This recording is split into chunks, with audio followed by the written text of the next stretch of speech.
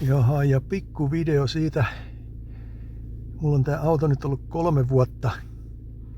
Ensimmäisellä koeajolla mulla jäi sinne itse nauhoitettu CD tonne kelkkaan ja sitä ei ole saanut sieltä pois. Minä selvitin sen, että ongelma on siitä, kun tää on Etelä-Ruotsista tullut, niin se on tehdasasetuksena jäänyt, kun oletetaan, että siellä on kallis navigointi DVD, niin siellä on varkauden esto päällä ja eject-nappula on estetty.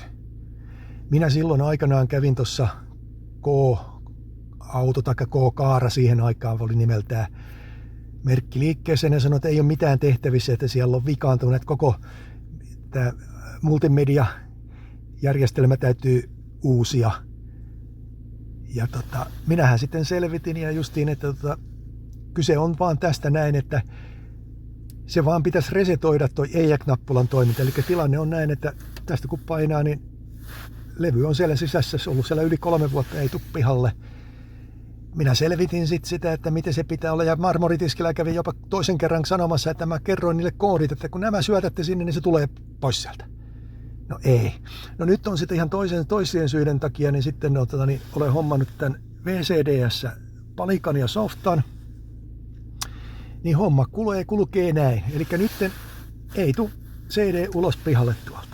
Mutta nyt kun mennään tänne ja valitaan toi Information Electronic 5F. Sitten mennään tänne, mihinkäs meidän pitikään mennä, niin piti mennä tänne Adaption 10. Sitten otetaan Channel 10, luetaan arvo. Ja tämän minä tiedän. 1 tarkoittaa sitä, että eject-nappula on lukittu. Se ei toimi. Eli ei tapahdu mitään täällä.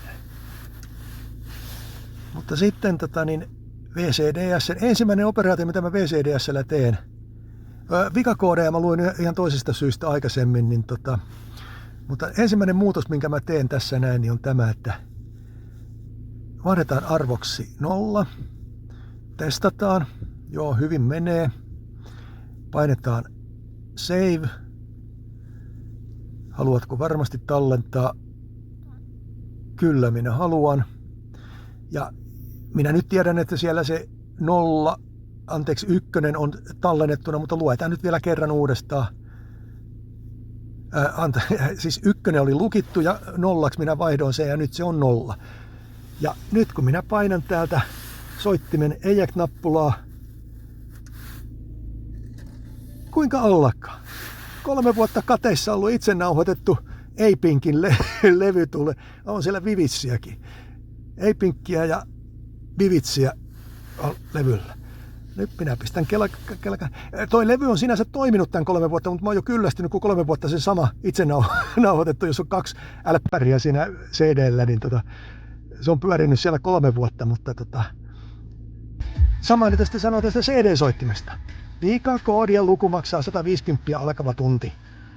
Siis semmosesta vikakoodin lukemisesta, joka olisi pitänyt merkkihuollossa automaattisesti huollon yhteydessä. Jos asiakas kertoo, että siellä on CD jumissa, niin olisi pitänyt nollata toi eject-nappulan lukitus. Ilman mitään kommerivenkkejä. 4 kertaa mä pyysin sitä, kertaakaan ne korvia lotkautta. Tai kyllähän sieltä tuli idiotti vastaaksi justiin. Maksaa 150 alkava tunti, ei ole aikaa, siellä on laitevika, siellä on 2 CD:tä. Tämmöisiä vastauksia mä saan merkkihuollosta. Voi hyvää päivää. Kiitos ja kuulemiin.